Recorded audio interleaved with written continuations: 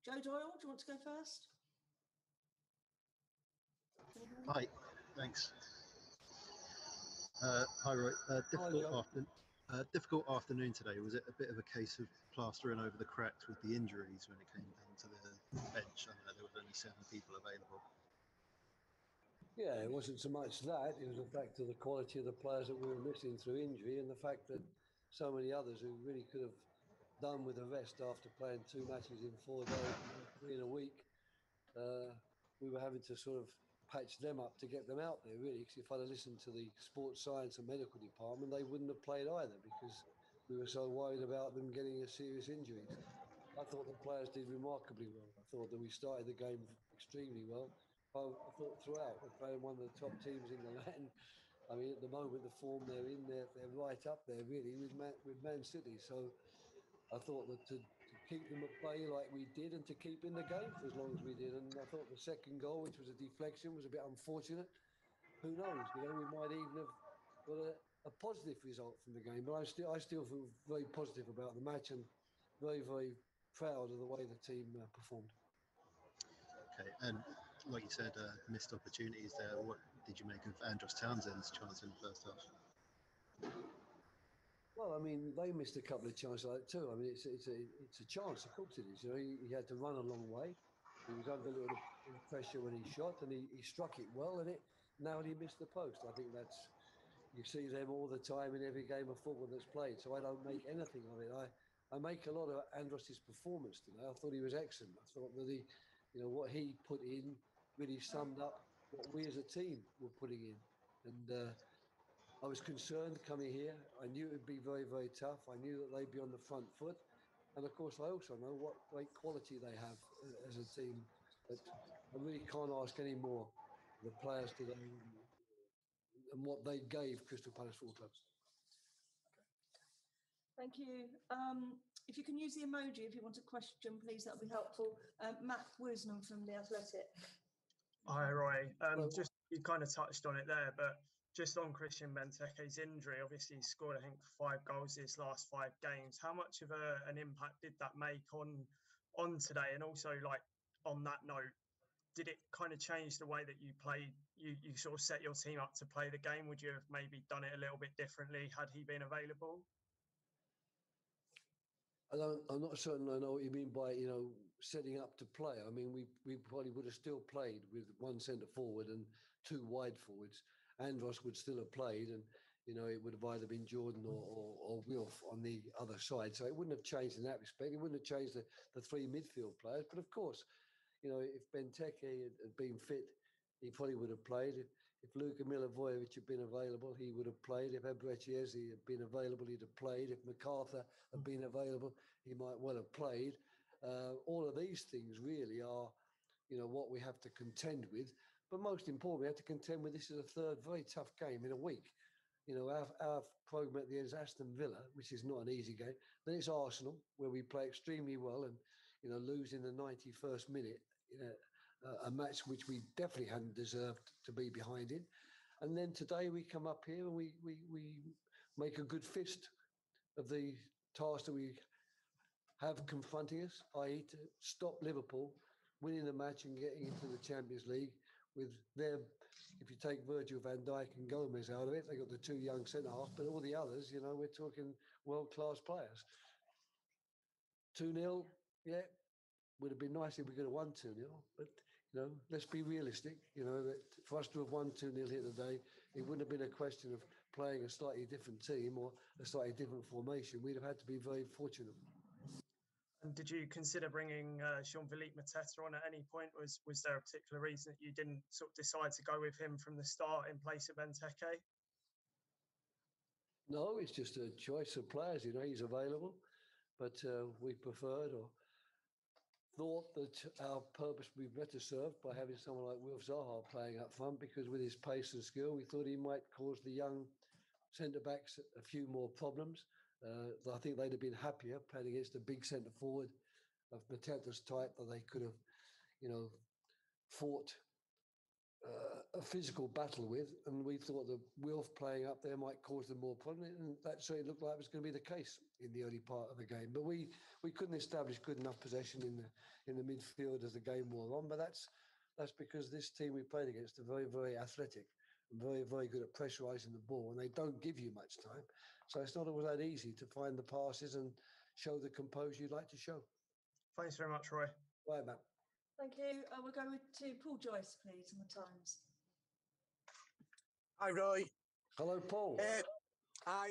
I was just wondering how you were feeling now, and also to say just good luck for the future. I've not seen you for a long time, so how are you feeling with the final game?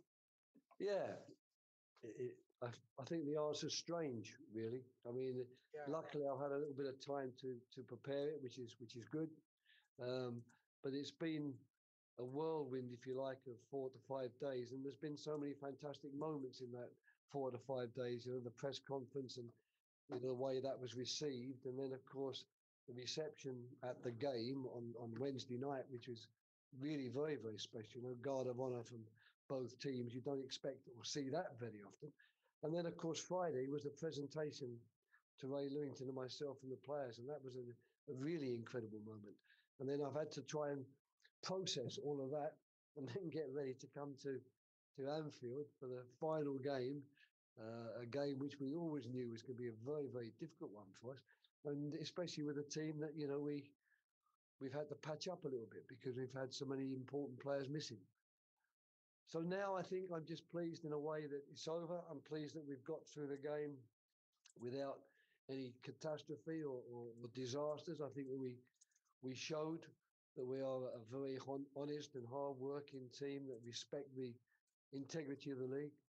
And I've now got to come to terms with the fact that my last game has been played, and I'm actually pleased that last game has been played here at Anfield, of course, because, you know, this is one of the temples of football, and, you know, you are in the Premier League to get visits to Old Trafford and Anfield. That's what it's about. And in some ways, when I look back on it with a bit more distance, I think I'll probably be quite pleased that it was here the last game, albeit against a team that was too good for us on the day. Good luck. Thanks, Paul. Take care.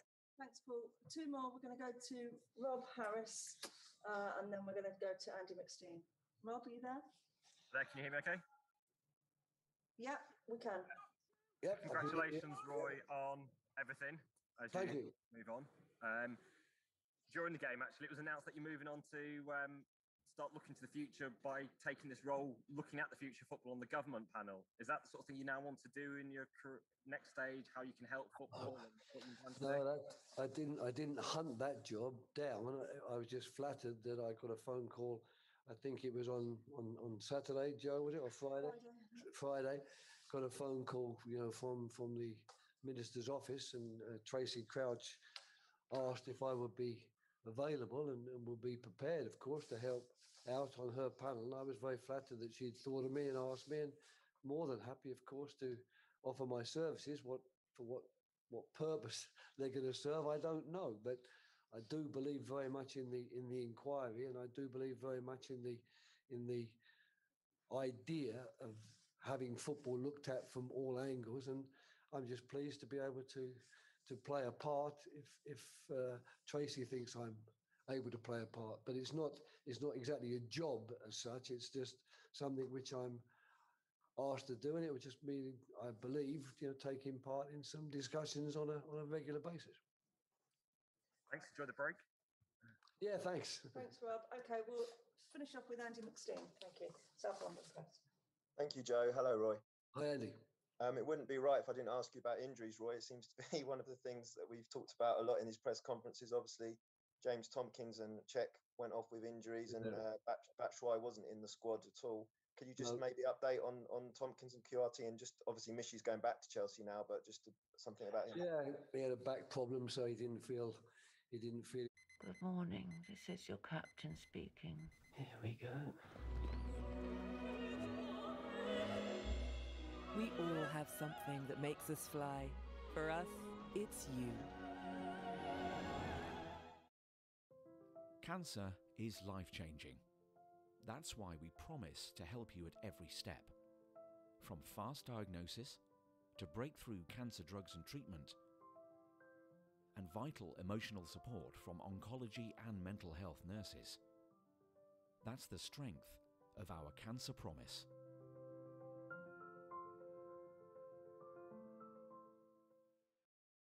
Feel it was going to be good enough for him to take part in the game, so that's one, of course, that we just had to swallow that. Just in a way, we've been very unlucky with Luca and his family situation not being available, and extremely unlucky that Christian Benteke, after the game on Wednesday, didn't recover from the slight problem that he had in his calf. Today, I would think certainly with James Tompkins, it was quite simply out for 4 or 5 months, maybe. Hardly played for us this season. We've missed him through injury almost throughout the season, and that's saying something, because we think he's such a good centre half and makes us so much better when he plays. But now we're asking him to play 3 matches in a week, and those matches aren't exactly easy matches. Villa and then Arsenal and then Liverpool away. And I'm afraid his body just told him, at half time and in the early part of the second half, I can't take it anymore. And Czech, I think, is a little bit the same. I think it was just a question of his work so hard. I don't think that it's going to be a long-term injury with either of them. I think they'll both be up and running soon. James has got time now until next season, but for Czech, it's a bit worse because he's got to go to play international matches for Senegal. But I don't believe it's going to be a major problem. And final one from me, thank you. You've just done your potentially last ever team talk post-match, Roy. Was it just more like normal routine, or was there something special you and Ray did, or the players, or is it just going to be on the trainer or coach or back? It was normal in the sense that we've tried to prepare this game as a normal game, and we've been anxious, Ray and I, that we wouldn't let ourselves down anyway. We knew that to come up here and get a win, that might be in more of a fantasy area than clearly realistic. But we wanted to make certain that we played the type of football that we played, showed the character we showed, the work rate, the organisation, the discipline, all the things which really we've been so proud of having instilled, if you like, over the last 4 years. They were there for everyone to see today. Okay, Liverpool, unfortunately, a bit too good for us, and they won the game. But there was certainly no disgrace in our performance whatsoever. But I suppose the big moment for Ray and I was on Friday when the players made a presentation. I think that was something which will live with both of us as long as we live, I'm sure, because that was out of the ordinary. And I think that anything that needed to be said, us to them, them to us, was basically said then. So today it was, team talks, but right, this is what we've got to do defensively. This is what we've got to do when we've got the ball. This is how we've got to defend from set plays. Half time, these are things we might need to change. That's what it's been about today, and that's, I think, how it will be now. Thank you, Roy. Good luck. And Andy, thanks. Thank you, Joe. Thank you, everyone. We'll leave it there. Cheers. Okay. Thanks for joining. Thanks very much. Bye-bye. Bye, fellas. Thank you very much. All the best, Joe. Thank you, Matt. Thanks for the best.